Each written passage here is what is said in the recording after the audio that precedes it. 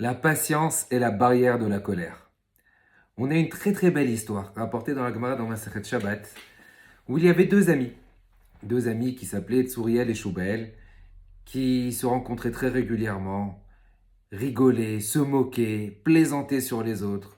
Et un jour en discutant, chacun rapportait les faits, colportait et rigolait sur tout le monde. Et en discutant, un des amis dit, Tsuriel dit à Shoubael, il dit, tu sais, j'ai entendu parler de ce grand rabbin. Il y a un rabbin qui s'appelle Hillel Azaken. Et on dit que ce rave-là, il est vraiment exceptionnel. Il a des très bons traits de caractère et jamais il s'énerve. Le copain en question, Tsui, elle lui dit, tu sais, moi, je suis le spécialiste. Juste on me regarde, j'ai même pas besoin de parler que la personne en face, elle se moque. Il lui dit, mais tu sais, c'est impossible. Hillel Azaken, jamais il ne peut s'énerver. Il lui dit, viens, on parie. On parie quoi? On parie 400 pièces que moi j'arrive à énerver Hillel Azaken. Je dis vas-y, on parie 400 pièces tout de suite. Si tu veux, vas-y. Qu'est-ce qu'il fait ce Tsuriel? Il va chez Hillel Azaken veille de Shabbat, Erev Shabbat. Et il arrive dans sa rue et il commence à crier Mikan Hillel, Mikan. D'abord, quelle honte d'appeler Hillel Azaken par son nom. Est-ce que ce fameux Hillel, est-ce que le Hillel il est là? Est-ce que Monsieur Hillel est là? Avec beaucoup d'édéignement et beaucoup de chutzpah. Et là, Lazaken entend son nom à l'extérieur. Il dit, ah, sûrement, il y a quelqu'un qui a besoin d'une sheila, c'est la veille de Shabbat, il a une question. Alors vite, il a Lazaken s'habille correctement, sort dehors. Et lorsqu'il sort, il voit.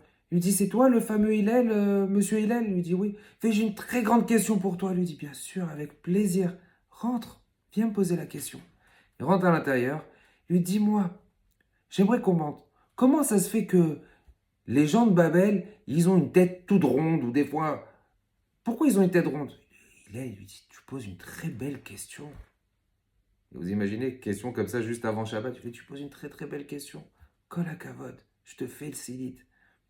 Il lui dit, parce que les mialédot, les sages-femmes, lorsqu'elles accouchent, elles ne sont pas très spécialistes, elles n'arrivent pas très bien, donc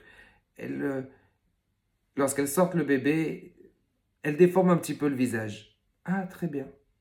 Chaza kol hakavod pour cette belle question, je te souhaite Shabbat Shalom. Il ressort, il l'accompagne à la porte. Quelques minutes plus tard, il recrie Mikan Hillel, est-ce que Hillel Azaken, est-ce que Hillel il est là, le Hillel il est là? Hillel il sort, il se rhabille encore une nouvelle fois, il lui dit oui mon fils, fais, excuse-moi, j'ai encore une autre question. Avec plaisir, rentre à la maison. Il l'assoit, il lui dit c'est quoi ta question? Il lui dit ah, la ville de Tarbout, là-bas dans cette ville, les gens ils ont des petits yeux. Pourquoi ils ont tous des petits yeux? Il lui dit tu poses une très très belle question. Vous imaginez, c'est un tzaddik énorme qui pensait qu'on allait lui poser peut-être des questions de halacha. Et il prend tout son temps. Il lui dit, bah, tu sais, parce que là-bas, c'est un endroit où c'est comme le désert, il y a beaucoup de tempêtes de sable. Donc Akadosh Baruch Hu, il a fait exprès que les gens ont des yeux un peu petits de manière à ce que le sable ne leur tape pas dans les yeux et ne leur fasse pas mal. Ah, très belle question, très belle réponse. D'accord, ok. Merci, merci beaucoup. Il repart. Il revient, il recrie encore Mikan Hillel, est-ce qu'il a la Zaken, il est là, est-ce que ce Hillel il est là? Il est la Zaken encore une nouvelle fois avec beaucoup de patience, beaucoup d'amour. Bien sûr, qu'est-ce que je peux faire pour toi? Il dit comment ça se fait qu'en Afrique, les gens ils ont des fois des pieds larges? Il lui dit tu poses une très belle question. Akadosh Baruch Hu, il a fait ça avec une grande intelligence. Parce que comme c'est des endroits qui sont un peu marécageux où c'est qu'il y a de la boue, alors Akadosh Baruch Hu, il a fait qu'ils ont des pieds un peu plus larges, de manière à ce qu'ils ne s'enfoncent pas, ils puissent marcher beaucoup plus vite et ce soit plus simple pour eux. Ah d'accord, très bien. Il ressort. Il recrie Mikan Hillel, Mikan Hillel. Hillel Azaken sort avec Sefer Pan, avec un grand sourire. Il dit oui mon fils, qu'est-ce qu'il y a? Il lui dit j'espère qu'il n'y aura pas beaucoup de Hillel comme toi sur terre. Il lui dit pourquoi tu me dis ça? Il lui dit parce qu'à cause de toi, j'ai fait un pari, j'ai perdu 400 pièces. J'étais sûr comme quoi je pouvais t'énerver et tu t'es pas énervé.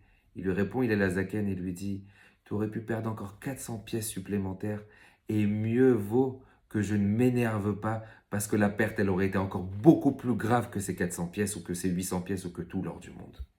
Ce qu'on apprend de cette histoire, c'est qu'on sache être patient, qu'on sache repousser la colère et que c'est uniquement lorsque on est patient qu'on attire sur nous beaucoup de bracha et qu'on attire les bonnes personnes autour de nous.